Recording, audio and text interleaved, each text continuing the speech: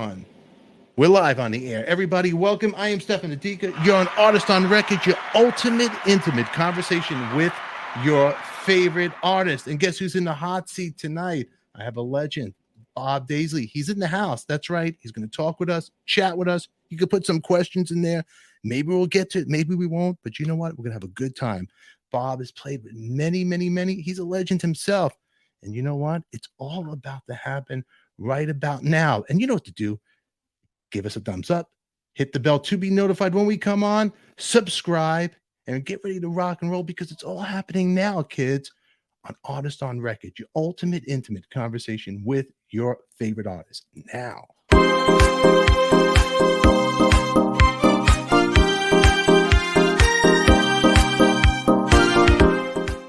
Welcome, everybody. Welcome. Right now, he's here in the house. Give him a big round of applause. Mr. Bob Daisley is in the house right now.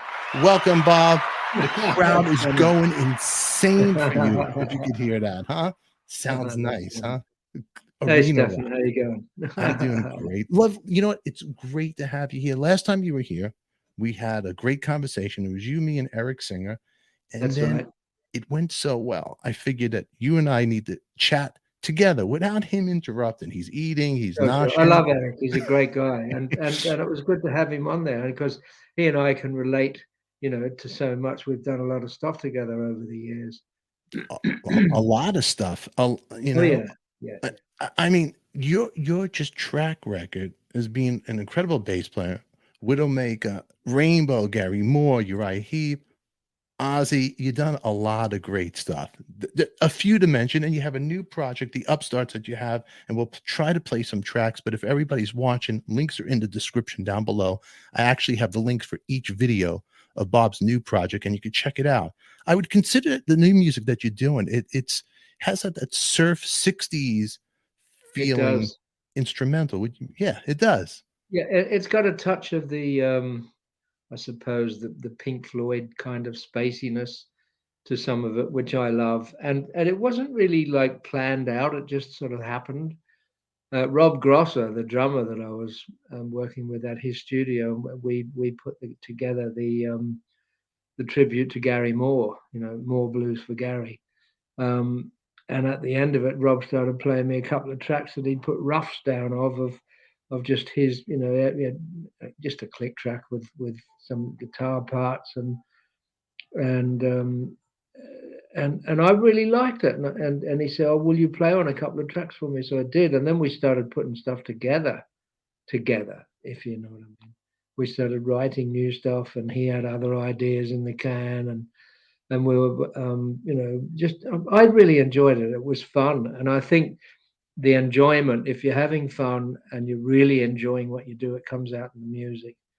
It really does. It's really, I was listening to it too, and organizing my house, and it had that 60s. It brought me back to definitely the 60s. Just the sound, it had that a little west. Some of it had that Western beach, a little bit of everything I grew up with on it. And right, yeah. So it's not meant to sound slick and clever and modern and all the rest of it. It's just got its own vibe in it and its own soul sort of thing, which is what I loved about it. I remember after we'd done a few tracks, and I took maybe, I don't know, 6 or 8 tracks on a disc, and I just went and sat by the sea here and put it on and just listened to it and just sort of stared out into the sea, and I thought, wow, this is really good. I really liked it. I was enjoying it, so. Yeah. And it was a different sound that people are not used to hearing you play. It's not aggressive. It's not heavy. It's not dark. It's got a nice mood to it. You know what, Bob? Do you mind if I try to play? They'll do a copyright on it. Go ahead. Can I play for the audience here? The 4 that I sent you, they're the ones that have got little film clips. There's a whole album's worth. We'll do. I have 4 songs, but I could play some of the sound in here. It's plugged in there. We won't pull the clip right now, but check this out. Let's see if we can pull this up for the kids right here. Okay. And let's pull this up. See if this comes up here.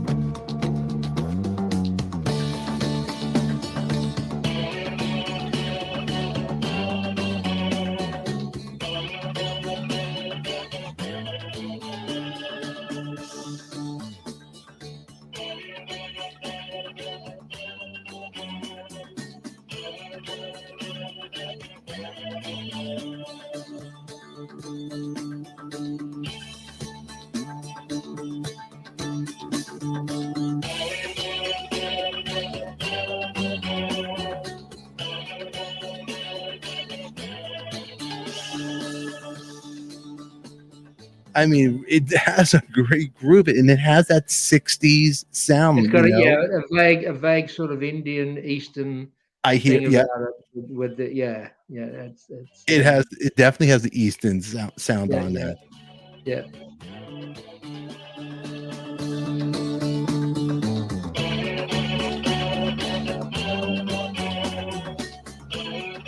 Now the music, it's on iTunes, so if anybody wants to go download, they can get it on iTunes. Correct? I believe. I don't know. I'm not sure about that. Probably. Yeah, because it's saying right here, and it's the Upstarts. I'm going to put all links to all the videos so you guys can watch it. We have about 4 links to the songs in the description, so go check that out. So right now we got Bob Daisley in the house. We're talking about his band, the Upstarts. Thanks for everybody being in the chat with us, and we'll get to your questions in there. And we're going to talk to Bob. Bob also has a great book out, For Facts' Sake, and it's where did you get that title from? For Facts' Sake. I woke up one morning with it. I was originally going to call it "You Couldn't Make This Stuff Up," but then I woke up one morning and I thought, for fuck's sake, because in all Western English-speaking countries, for fuck's sake is a really common saying, and I wanted it to be factual. So I thought, for fuck's sake, that's a better title, and people liked it, so I went with that. But it's because it's a little tongue in cheek as well. So it's got some humor about it, but it also makes that statement. These are the facts. These are but you know what? You did it politely. You did it in a nice Oh, way. sure. You didn't go so Brooklyn. You didn't go Brooklyn. No, yeah, right, yeah. I didn't want to, do any name calling or slanderous statements. I just told the story of what happened and how it happened, and people can make their own mind up, sort of thing. Yeah, and I put the links will be in our description. You guys could check out the book. There's great photographs. I mean, you got so many stories with so many just the who's who of rock and roll. You get from Richie Blackmore, Randy Rhoads, Gary Moore, Tony Iommi, Ronnie James Dio, of course, Ozzy, Yeah. Bon Scott. There's Yeah. John Bonham, and Yeah.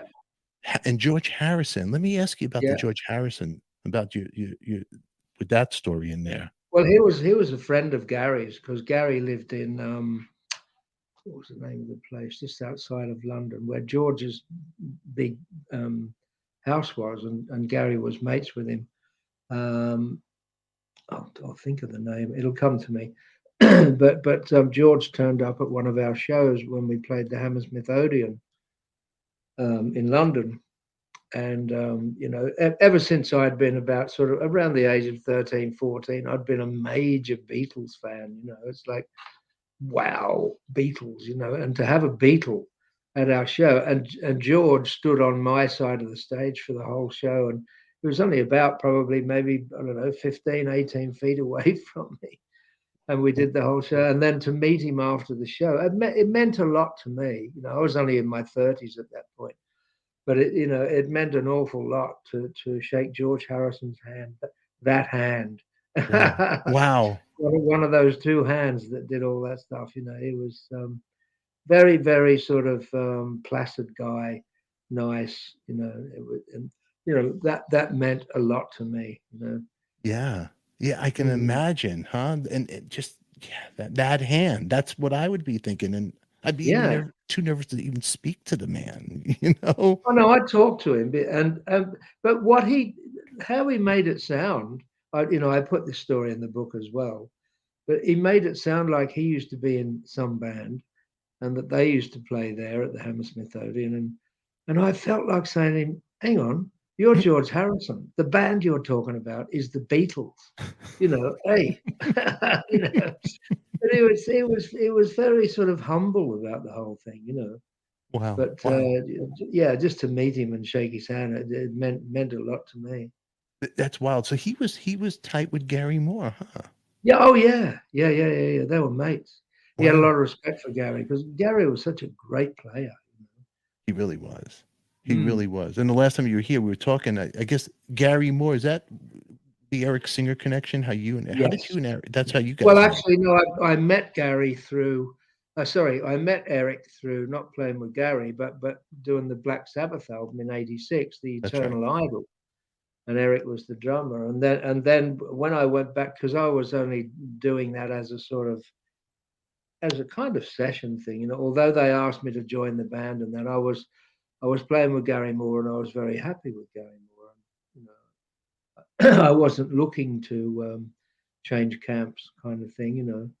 But in that was in '86, and then in '87, Gary was looking for a drummer, so I told him about Eric, and we flew Eric over, and I thought Eric would be just right for the band, and he was, and he got the gig. So And the rest was all worked out history. very well. Yeah, yeah. Eric had a lot of respect for Gary, Oh, and the band worked out well. And Eric and I did some other stuff together. Later on. yeah. But yeah, Eric and I got on very well together, musically, friendship wise, and I used to stay at his house in LA when I went there, and you know, Yeah. it's, I mean, Gary Moore, huh? Now, what type of person was Gary? Like, I'm sure you get asked all the time, but what a great player. What a well, great player. Gary was, obviously an Irishman, and very serious about music and all that, but such a great sense of humor, very witty, very clever, very sharp, and he and I got on like a house on fire because, quite often if there was a load of people in a room, we were on our own wavelength kind of thing. And we used to joke about things. Other people didn't get our joke, but we were definitely on the same wavelength. He was a very astute person, a very astute musician as well. Yeah. Yeah. Mm. One of the greatest, really. He was, He for really sure. was. Yeah, Really yeah. was. Even with the recognition that he did have, I still think he was underrated. Yeah. Yeah. He I was, don't think there was a big enough fuss made when he did go, which was why I did that album, More Blues for Gary, with a more spelt like his name, MOORE, More Blues for Gary, and I got some great players and great performances on that album. yeah, you definitely did. You definitely did. And Yeah. I was pulling up some pictures of the internet. Maybe you could, share the stories of. But here's another shot right here. Oh, that was when I was touring with Gary in Ireland, and that would have been around, I think maybe like '84, somewhere around there.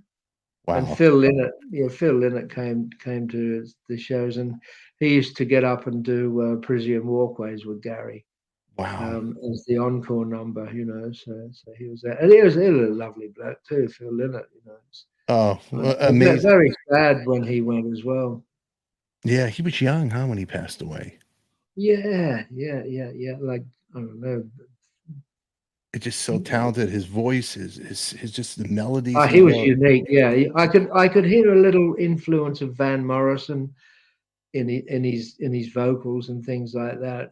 Yeah. But the music and what he played as a bass player for that music, a lot of it was simple but it was just right. It was just right for the music. And his stage image, the whole thing. He was, certainly one of the greats.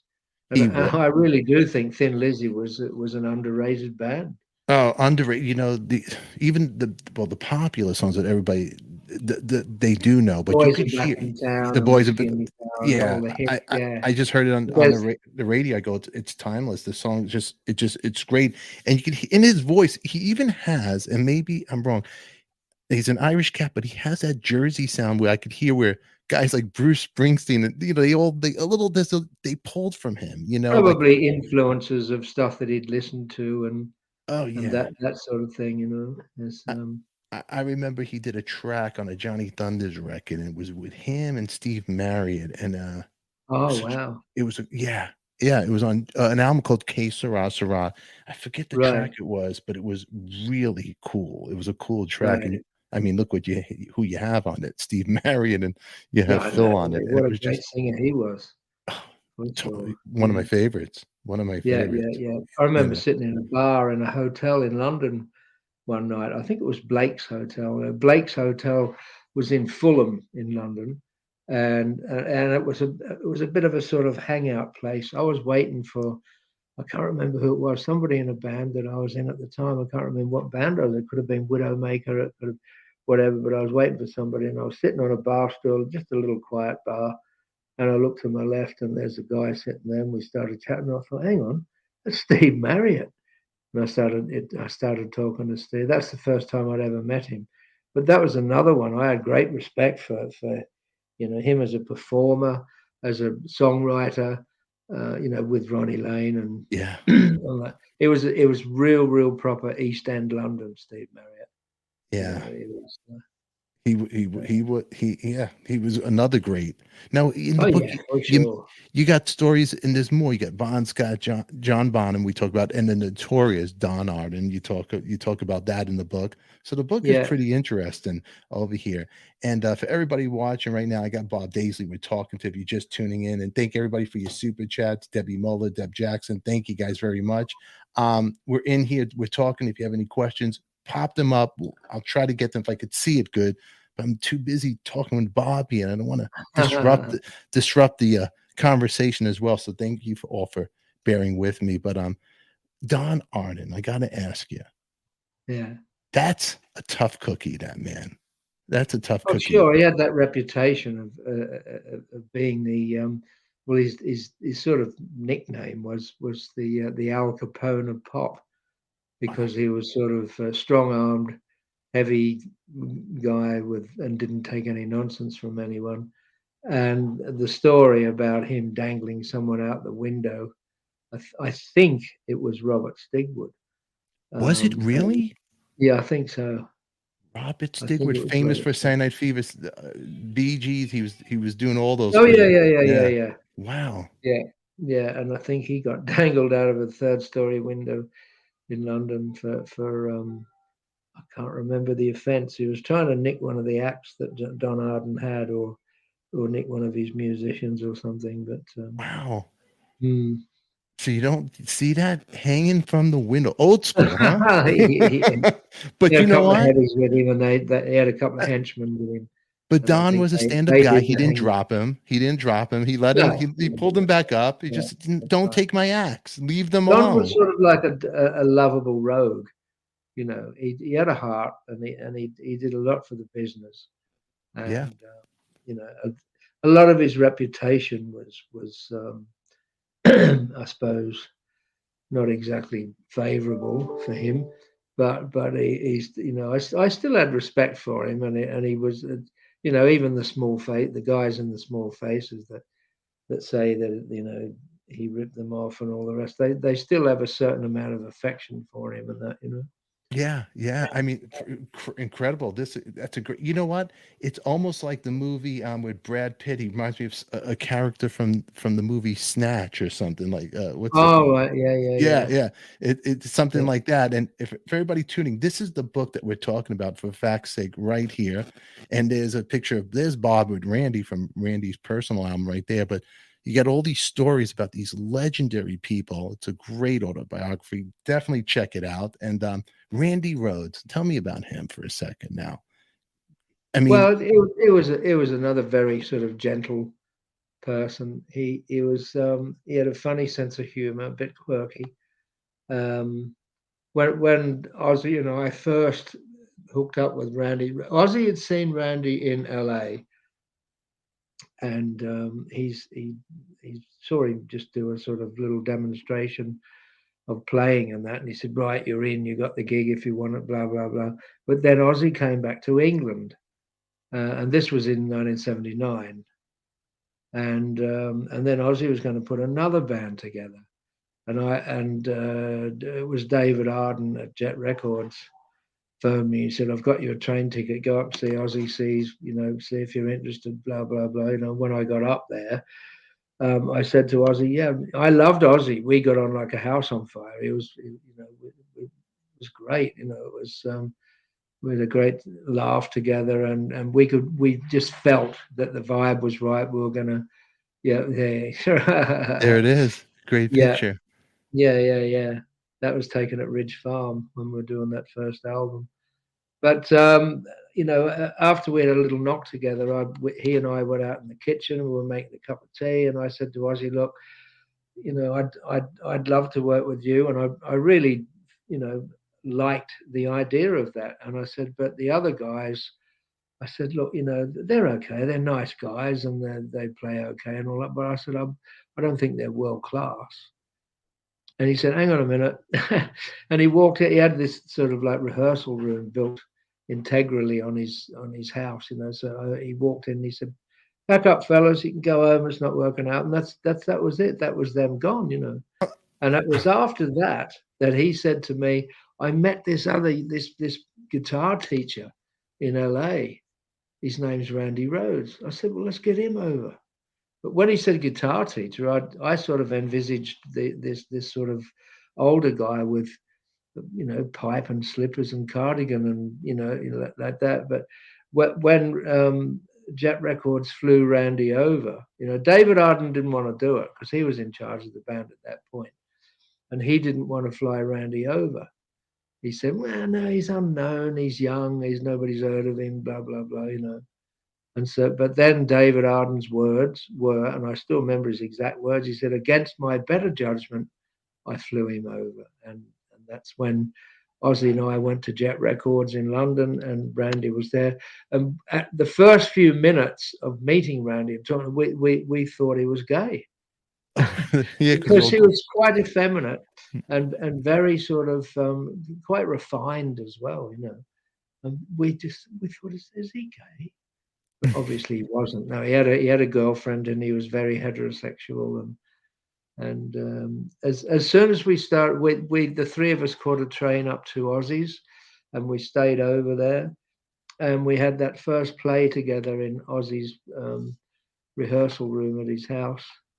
And Wow. as soon as Randy and I started playing together, at the end of the first sort of little knock that we had together, we said to each other, "Wow, great, this is good." I said, "Like the way you play," and he said that to me, almost at the same time, almost the same words, So we knew that it was going to happen, A mutual And respect right there. yeah, and there is the story in my book where I talk about being on the railway platform. The next morning, Randy and I went back to London because he had a hotel there, and I lived in London, and he and I were catching a train back to London the next morning. And when we were standing on the railway platform together, I had this weird sort of premonition. I just thought one day people are going to, repeatedly ask me, what was it like to play with Randy Rhoads? And I had this sort of premonition about him. Obviously I didn't know that he wasn't going to be around that long, or what was going to happen with the band and the album and all the rest of it. But as history has shown now, it's that those first two albums just became milestones in rock history, and Yeah. we love working together. When we got Lee, that was the last piece of the puzzle put together, and it all just clicked, and it all just went so well. One thing I'd like to thank everybody about is the people that have gone to the trouble to leave reviews of my book. They love it, and they give it 5 stars, and they praise it, and that's really nice to see. Obviously they must love it, and they've read it, and they do approve it. But it's really nice that they went to the trouble to express that. So thank you, everybody who did. Yeah, I mean, these are great stories to document them. It's rock history. It really is. I was lucky enough to meet Lee in London at the O2 Arena at a Kiss show with Eric Singer. And Oh, okay. yeah, so What that year was that? that was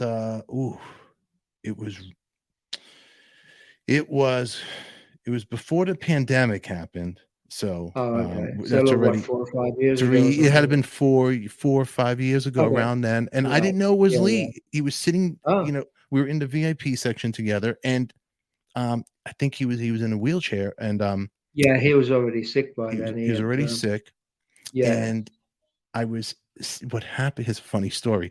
I was eating. There was like some kind of salad, and it was a plastic fork, and the fork broke in the salad. I almost ate the plastic. So Lee was sitting right here, and I was with my wife, and there was only there was nobody sitting with us. There's like just three of us. It was like I called it the Eric Singer table, and I'm like, I go, look at this, and I looked at Lee, and I didn't know who he was, and I go, they're trying to get me sick here. They want me out of here. And he started laughing, and he had a heavy accent. So you really had to listen. Okay. And then he started talking to me. And then I told him, I go, I'm friends with Eric. And he goes, and he's talking. And we just started talking. And I didn't realize till afterwards he told me that, I was, my name. I go, what's your name? And I'm like, Lee. And he told me his last name afterwards. And then I knew, but I wasn't going to say, Right. And I try to be cool, but he was the most friendliest guy in the world. He's a lovely bloke, Lee. He really was a good lad. Yeah. Really nice guy. Great guy. And I got to take a picture, him, Eric and I, and it was just, and Eric actually, when he passed, he goes, you got that picture? And I go, yeah. And when Lee passed away, I sent it to Eric, and it's just one of those moments. It was rock history. I mean, he's that guy when you were there over the mountain, the drum. Sure. We auditioned so many drummers for that band. You did. It must have been, without exaggeration, 40 different drummers. Some were good players, just not right for the band. Some didn't look right. Some just didn't fit in personality wise, whatever. And we went drummer after drummer after drummer. We were auditioning, auditioning and auditioning. Wow. And eventually, I think Lee was the last man standing. We had one more guy to see, and that was Lee. And if he hadn't worked out, Jet Records wanted us to go into the studio with someone else just to do a session, like maybe Cozy Powell or somebody that was around at that time that could. But and we were saying, we want the band complete. We want to do it as a band, sort of thing, Yeah. And we'd already chosen the name, the Blizzard of Oz, for the band, and we wanted a band situation, And Lee came down to the film studios in South London, down near Richmond, and as soon as he started playing, you knew. I think he'd had a tape, a few of our rehearsals of the songs, and the first one that he played was I Don't Know. Well, as soon as he started playing, Randy and I looked at each other and thought, God, where have you been, mate? Wow. And that was it. It was it. He was the drummer, straight off. He was the drummer. So you just felt it. You've got. Oh yeah. The pocket was there. Everything was there. I mean, really, everything. Yeah. What a swing and what a pocket. He really, amazing drummer. Also, Uriah Heep. He's from, but man, he's just. That's right. Yeah, he had good taste in playing, and plus Lee was always open to suggestion. He was never sort of difficult to work with. He was always easy to work with. I'd say, try it this way, or try that, or change your bass drum pattern, or do this, whatever. And he'd always do it. And if it worked, it worked. It's but he was great to work with, and a good lad on the road too. Somebody to hang out with. Was he fun on the road? Yeah, because he seems like that type of guy. Yeah. He must have been just. He was a tough motherfucker too. He was, huh? Was he tough? Oh yeah. Yeah, you don't mess. I mean, I'm looking at the There's pictures. Some stories like that in my book as well about. It was like having a bodyguard with you. Yeah. I mean, look at him in the picture. Look at him. He looks. Yeah. You don't want to. Well, that was it. He had that sort of kind of like a John Bonham thing. Yes. He had that approach to his playing, and he was a burly sort of, hard nut, tough guy. With strength and power, and he was sort of like a Bonham kind of character. Yeah, but I mean, you could see in this picture the vibe of the band just in the photograph, the natural laughing over there. You're looking at Ozzy, look and Lee. So I don't know who told the joke. What's going on in the picture, but it's a great shot. Yeah. We joked a lot. And we laughed a lot, and it was good because the atmosphere was always light. Yeah, a lot of the time I'd get serious only about the music. I'd say, let's do it again, or let's have a few more takes to choose from, or whatever. And Ozzy used to sort of jokingly call me Sid Serious because because I used to get I had that sort of perfection thing. It's got to be right. If it's not right, then forget about it. Yeah, yeah. So this was about 79, right? Is this true? Was Oh, the that's first 1980. that was 1980, but when you guys Yeah. all like formed the band, it was around 79, was it? Or When Ozzy and Randy and I got together, it was 79. oh, it was 79. So And then we had a Christmas and New Year break, uh-huh. and then in the new year of 1980, we carried on putting material together and auditioning drummers. And then I think it might have been March 1980 that we found Lee. Wow. And then and just went to work on that. So the band originally was going to be a band, Blizzard of Oz. That was the whole. Yes, that was the Wow. name of the band. That was the name. Yeah. And then doing my research, Goodbye to Romance, was that the first song that you guys wrote as a band together? Is that true? That was one of them. Yeah, that and You Looking at Me was another one. That was going to go on the album, but ended up being a B-side because we wanted to have a song to include Lee in, because Lee came in when everything had virtually been written, Yeah. But we thought, because Lee had good vocal melodies, he had musical ideas, and so we wanted to write a song together to include Lee in the writing in at least one song. So we came up with No Bone Movies, and that went on the album instead of You Looking at Me, Looking at You. But You Looking at Me was one of the first songs that we wrote. That, and I think Goodbye to Romance was one of the first as well. Great songs. I mean, great songs. When you were doing the album, when you were making this music, did you realize how great these tunes were going to be, or they're going to be so iconic now? No, not at all. Not at all. Because don't forget, in 1979 and 1980, when this stuff was written and then recorded, the big thing at the time was disco, punk, and a new wave. It's so we were kind of considered as dinosaurs. Not quite, but it was like, that's old hat shit, Yeah. But we just went in. We weren't trying to have a hit album or even a hit single, or look at what's in the charts and what's in vogue and how should we write. We just did stuff that we liked, and it was from the heart, and we just played and wrote from being the people we were and loving the music that we loved. And if people didn't like it, well, we couldn't help that. And if they loved it, then fine, that's great. Yeah. Yeah.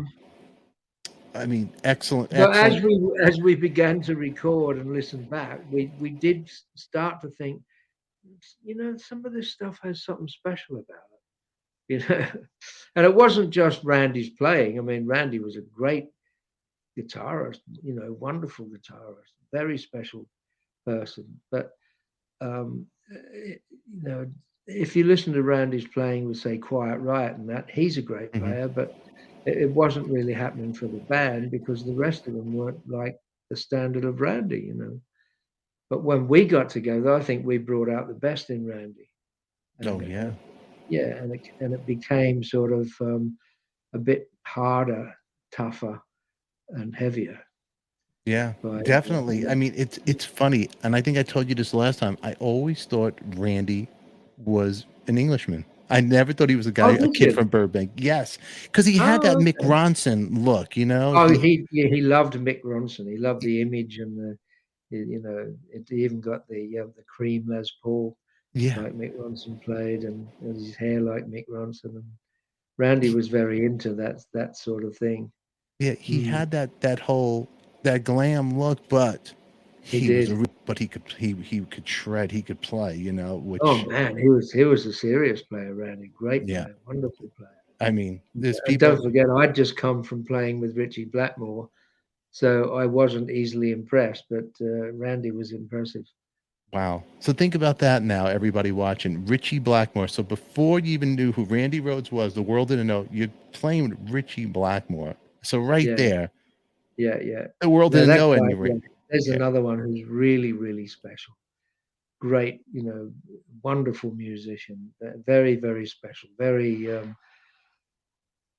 how can I put it? It's just they don't come along like that very often. No, not at all. I mean, I look remember at during the sort of late 60s and 70s, the four big ones were Eric Clapton, Jimmy Page, Jeff Beck, and Ritchie Blackmore.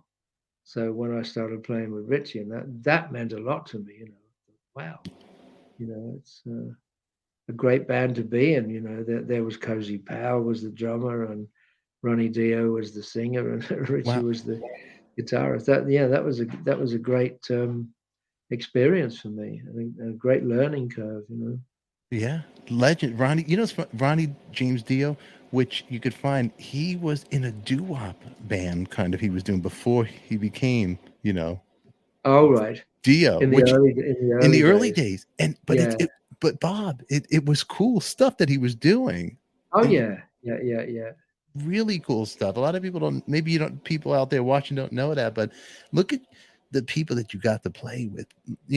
Ritchie Blackmore, Randy Rhoads, Gary Moore, Tony Iommi. I mean, these are it's crazy. It's just legends of legends. I'm Well, gonna I ask. feel very honored and very blessed to have been in those situations, to play with so many of those greats, from when I was first in London and I joined Chicken Shack, Stan Webb, great blues guitarist, wonderful, it's the two big ones at that time on the blues scene were Stan Webb and Peter Green from Fleetwood Mac. Peter Green, And yes. yeah. Oh, And wild, yeah. yeah, Luther Grosvenor was another great player in a different way. He'd been Ariel Bender with Mott the Hoople. Yeah.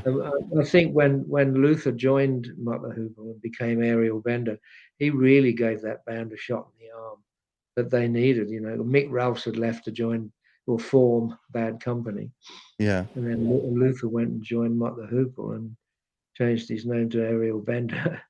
But he was great. He was the guitarist that we formed Widowmaker with. He was So great. just think about all this talent, guys hanging out on the scene, but real players. There was such talent out there. Oh yeah, It, yeah, it, yeah, yeah, yeah, yeah.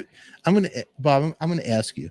I'm gonna ask Yeah. you for your top 5 must-have vinyl records. Like what?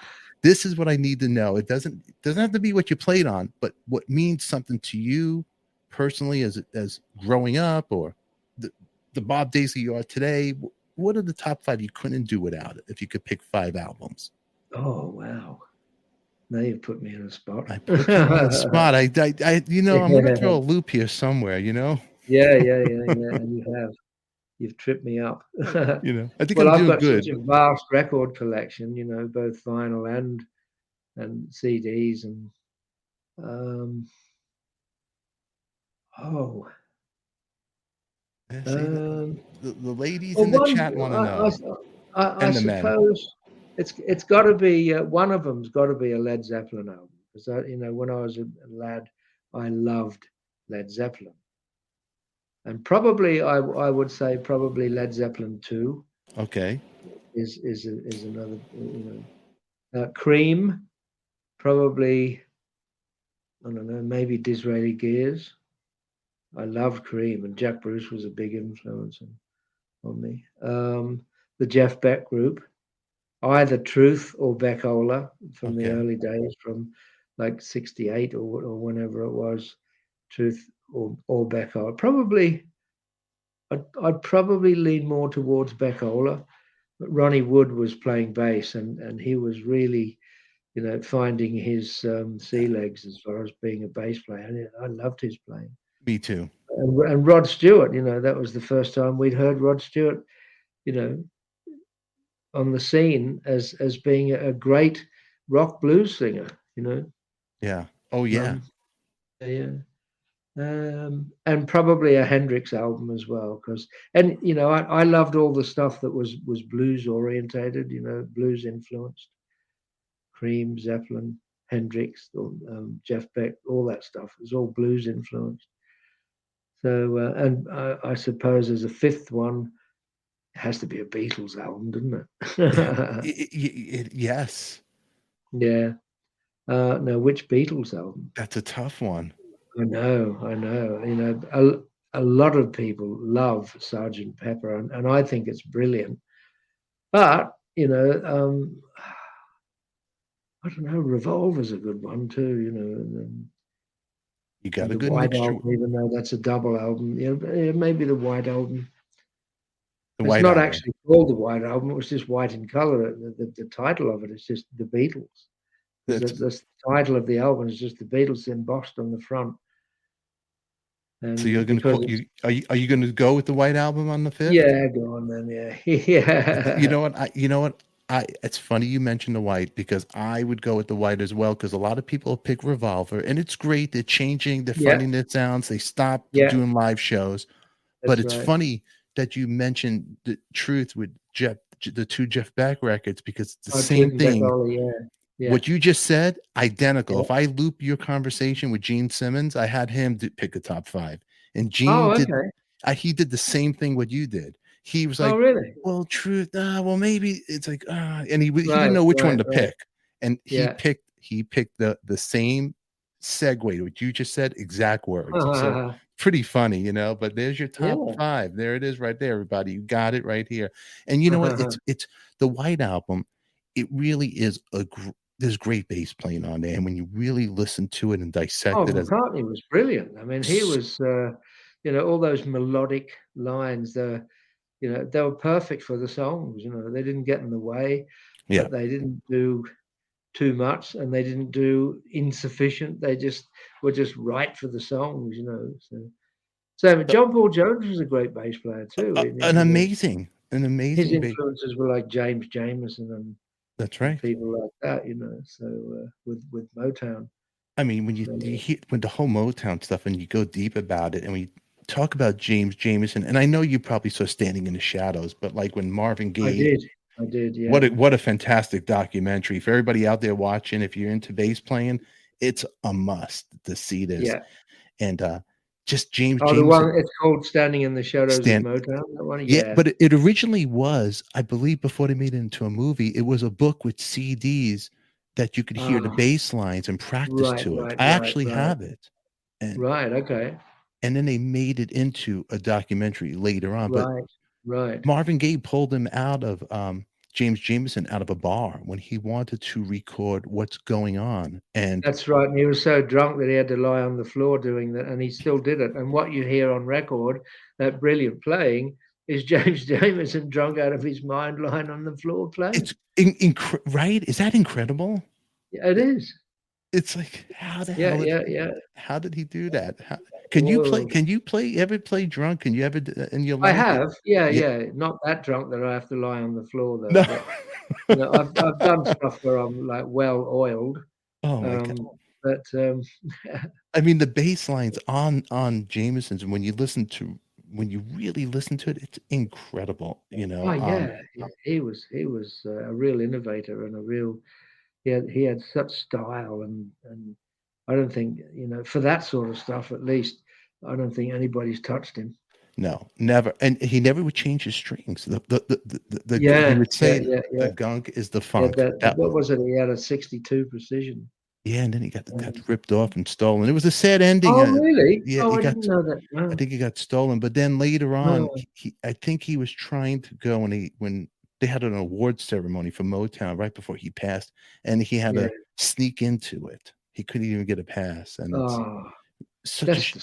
Isn't it? It is disgusting, because if there'd be no there'd be no Motowning if it wasn't for him. No, he was really such a big part of the sound. All those records that he played on, the bass line was what made Motown. It gave it the backbone. And when you listen to it all, like the Temptations, all that stuff, and his thing was, how did he get it? How did he do this? He pictured a fat woman walking down the street, and her ass, boom, boom, and that's really? Yeah, is that what he said? Yeah, That's funny. I get real. Bob, you'll wishing to stop talking to me because I'll get real geeked out talking about this stuff. But I love the history of all this, you Oh, know. me too. Me too. And For sure. and back then, you really had to listen to those Motown records because to capture those bass lines, it wasn't you had to put your head to the speaker to listen to that, you know. Oh, It's- sure, sure. it was great stuff. Now everybody goes on YouTube and they could cheat. Did you ever see people trying to do your bass lines on the internet and they're doing it wrong and you just Yeah, I've want seen to a few. Yes, some yeah of them are pretty close yeah, but you want to to what I you ever did. want to write to them, go, look, I'm the real Bob Daisley. You're doing it wrong. Well, Oh, you're just too polite to do I that. I wouldn't put them down, and I wouldn't Okay. criticize The- them. I might say something like, "This part here, well, it's not quite right. This is what it is." yeah. Just so you know. But yeah, No, yeah, that's yeah. great. You know, Yeah, I've Bob, been nice about you're it. you're a nice guy, and I'm glad you came back. I'm not gonna keep you all night. You know what? It was wonderful chatting with you, and we gotta do another chat, you, me, and Eric Singer For when it gets sure, anytime. I enjoy it. off the top. I always have fun talking with you. I'm glad Eric hooked us up together. You know, Yeah, me too. Me too. it worked out great. But everybody in the chat watching, this is Bob Daisley. His book is out for fact's sake. It's out on hardcover. So you could get it. Go on Amazon. Links will be in the description. And also check out Bob's new music. I put all the links to the videos. You're gonna like it. You're gonna love it. And it's good music. It's good feel music. It's something a little different that you're not used to hearing Bob do. And all that other stuff. Bob, if they ever did a movie about you, before I let you go, Yeah. what actor could play Bob Daisley? That's what I want to know. Who would it Oh, be? Who would you oh want? dear. Oh dear. That is a difficult one.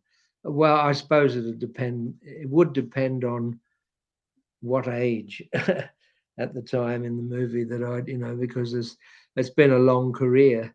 Yeah. It's like, I started out quite young, and there's been lots of chapters in that life, and I suppose we'd have to have several actors for different phases of my career and life and Yeah. age.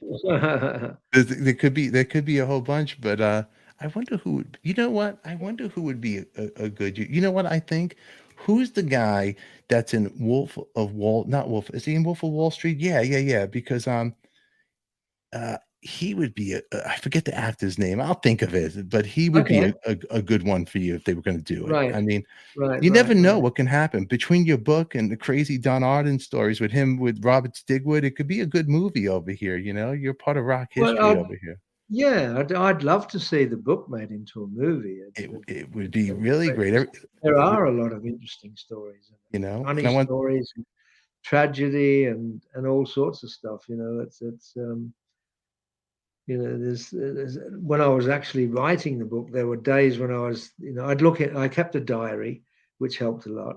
I took lots of photographs. So in the book, there's like, I think it's 380 photographs, which wow. is a lot. But they're in with the text. There's not a photograph section. Yeah. If you're reading about Gary Moore, Randy Rhoads, or Don Arden, whoever it is, there's photographs on the page that, where you're reading, so you don't have to go searching, which was, Which it I thought the best way to do it. So, it's yeah, reader friendly that way. it is the But best way to let me ask you, Bob, when you heard the news when Randy passed away, do you remember where you were at when that hit? oh yeah, yeah, I was in Houston. Lee and I were with Uriah Heep, and we'd flown into Houston in Texas from London. So while we were in the air, ironically, while we were in the air on a plane to Houston, Randy was killed. Wow. What happened was we checked into the hotel in Houston, and we were going to be playing there's a big club in Houston called Cardi's. And Lee and I said, well, we'll go down and have a look just to see where we're playing. We were going to be playing the next night. With the day we flew in, it was a night off. So we said, well, we'll go down to Cardi's and just have a look. I think it was a sort of like, I don't know, 1,000 people sort of situation club, quite big. And we went, as we were walking in, the girl on the door, she said, "Oh, you guys were with Ozzy, weren't you?" And she said, "I think a few of them got killed this morning." And I thought, "Oh," she said, "there was a plane crash."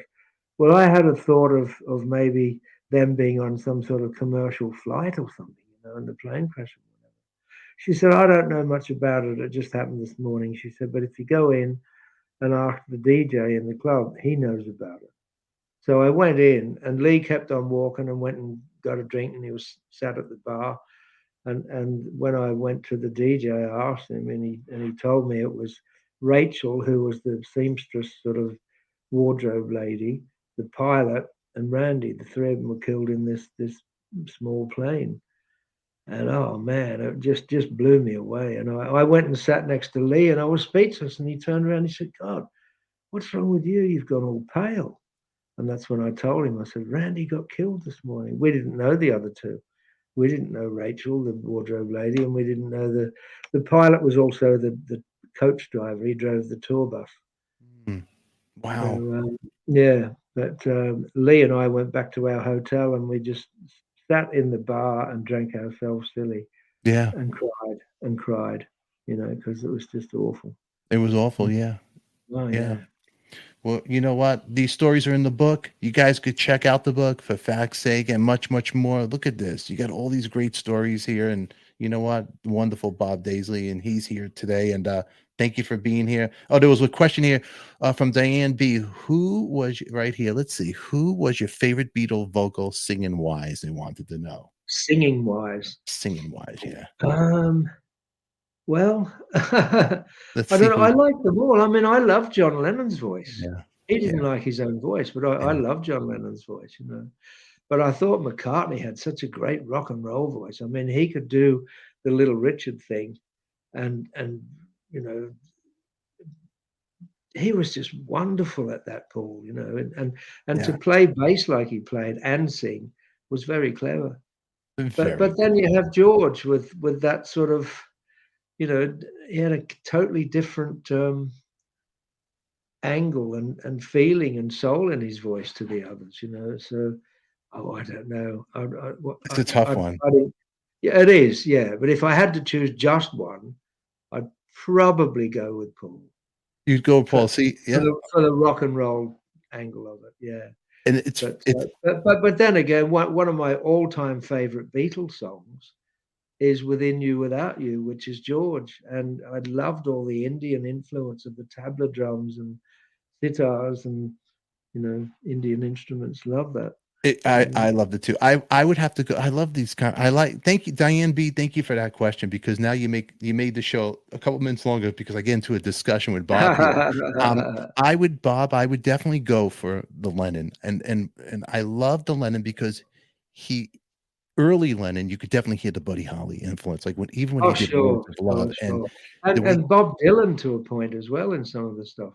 You got to hide your love away, definitely, right? Yeah. As you could tell, I'm a huge Beatle fan, but something about Lennon's voice, because none of us could touch him, but it made you feel, I could maybe sing like Lennon. You get that little, but McCartney, you could never rob him away from his Little Richard vocal lines. That's right. And did you watch the Get Back documentary that they did? Yes, I did. What are your thoughts about that one? I don't know. I felt a bit sorry for George because he was out in the cold a little bit, but I also thought that he maybe overreacted a little bit by saying, "Okay, fellas, see you. I'm fucking off. I'm leaving the Beatles." Come here, George. Let me explain.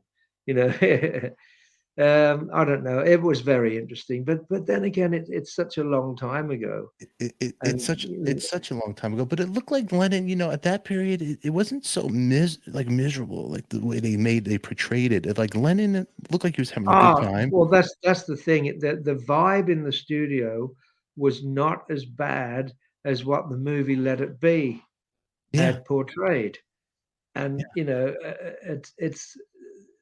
When they got up on the roof and here's this little rock and roll band, wow. That's all I can say is wow. What a great little rock and roll band they were.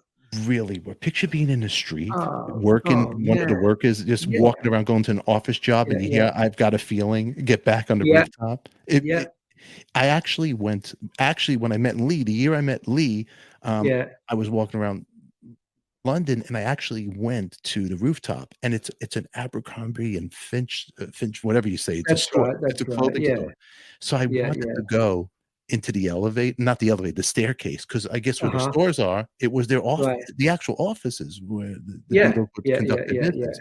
So I opened up the door, and I go, "This is Yeah. where they probably had to carry." They probably had Mal Evans carry the instruments up Sure. there because he was Yeah, the big, yeah, yeah, and the yeah. alarm went off, and everybody's looking. I'm like, I was like stuck in trouble, but I wanted so bad to look at this is history, And you know? I think they did that. It was around sort of January or February or Yeah, something. It I was think it was January, yeah. proper English winter. I mean, that'd be bloody cold up there. How did they play like I that, you don't know? know. I don't know how they Oh, did it. man, It they were was so raining. good. It Yep. Ringo had It the red, that red patent leather sort of and coat Harrison thing had, like, on, a yeah. fur jacket on or something like Yeah. that. That's Yeah, right. yeah, yeah, yeah. How did they play, you know, when you think about it? And McCartney only Now, wore a I've done sport gigs jacket. out in the cold before, and I tell you, it's not ideal conditions. No, not at all, But, but you know, that was it's a 10 out of 10 for them for what they pulled off. It was just brilliant. you know, think about their career, the Beatles' career just in all. It wasn't a long time they were together, and No. No, no, every no, no, no. album, What was it? 8 years or something, wasn't it? yeah, every album was fantastic. Yes. Fantastic. There were no fillers. There was no padding. Hmm. It was No, just everyone a winner. even the worst song, "You Know My Name, Look Up the Number," that's even good, you know? Yeah. Oh, of course. Yeah, You yeah. know, And a lit they're okay, just clowning about and having a bit of fun, but it still turns out as a classic. it turns out let me ask you, let's see, do you know who plays saxophone on that one, on "You Know My Name, Look Up the Number"? Is it Brian Jones? You got it. Now we're friends, you and we're brothers. Yeah. We got it together. Everybody, the wonderful Bob Daisley, and I got Bob, thank you for being here. This was a fun Oh, interview, it's been man. my pleasure. Uh, Stefan, I enjoyed it. So we'll do another one anytime.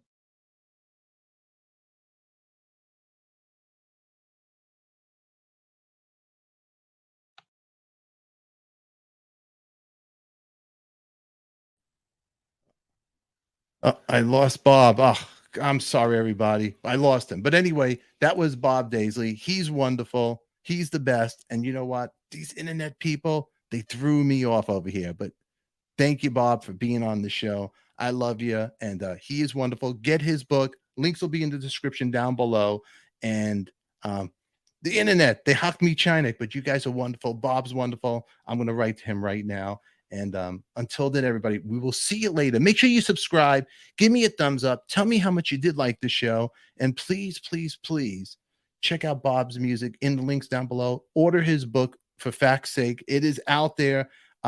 Debbie Moeller, Deb Jackson, thank you for the super chat. You guys are beautiful, supporting the channel. I love you. I appreciate it.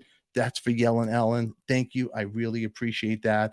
And it means a lot to me. And you guys are wonderful. Mom, I love you too. I know you're watching, and you made me shut off right now because it's time for me to go to sleep. I know my mom's always watching over me, but you guys are beautiful. Thank you very much for being here. I love you. Mwah! Everybody, we will see you later. Until then, who loves you, baby? We do. And remember, it's only rock and roll, and we like it. That was Bob Daisley. He was in the house tonight. Got to give him a round of applause right here. He's wonderful. You're wonderful. Everybody's wonderful. Wonderful. Wonderful time tonight. And check out our other playlist. Will you do me a favor? Share it with everybody. Tell everybody how great this channel is. I'll be making short clips from this interview and putting it out as well. And until then, everybody, I'll see you later. Nighty nighty. I love you. And until then, everybody, we'll see you next week. Bam.